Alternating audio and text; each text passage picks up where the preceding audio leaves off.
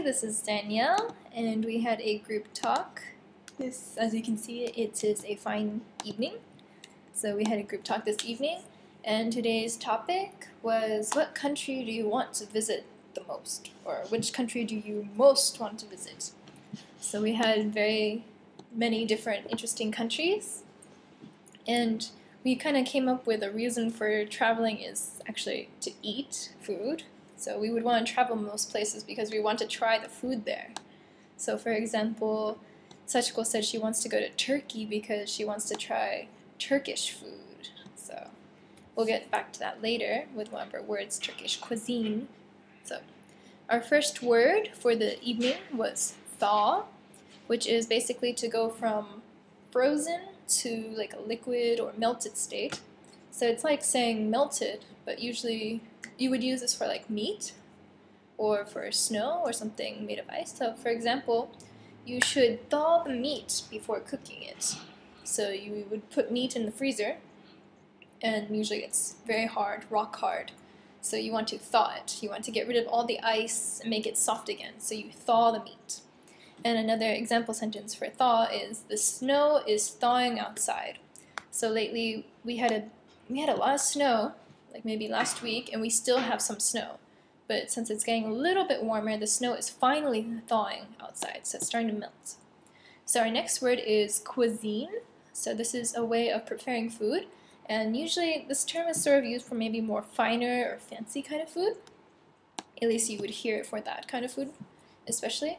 So for example, Sachiko, she said that the 3 grand cuisines of the world are Chinese, French, and Turkish food.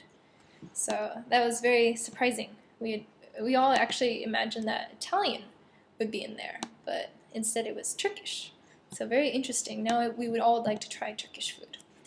So our next word or expression is falling apart. So this is like breaking, coming apart, so little pieces falling off.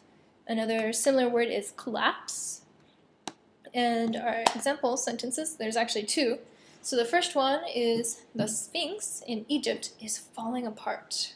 So there's a lot of people are saying, I think, who said it? One of our students said, Miyuki said, that the sphinx is actually starting to fall apart. And she said that in the future, the sphinx might not be around anymore.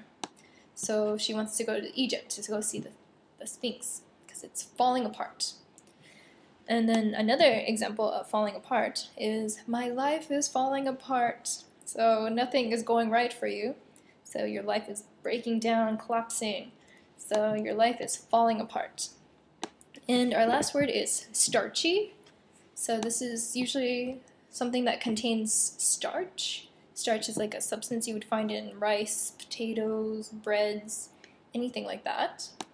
So, and usually it's sort of like a taste or texture. So usually I would say most starchy textures would be kind of gooey. It's kind of like ankake on top of like chahan or something, fried rice. So an example sentence is, the potato used for Japanese tororo gohan is very starchy. So that, because it's so gooey, it's mainly all the starch in there that's making it gooey. And that is it for today.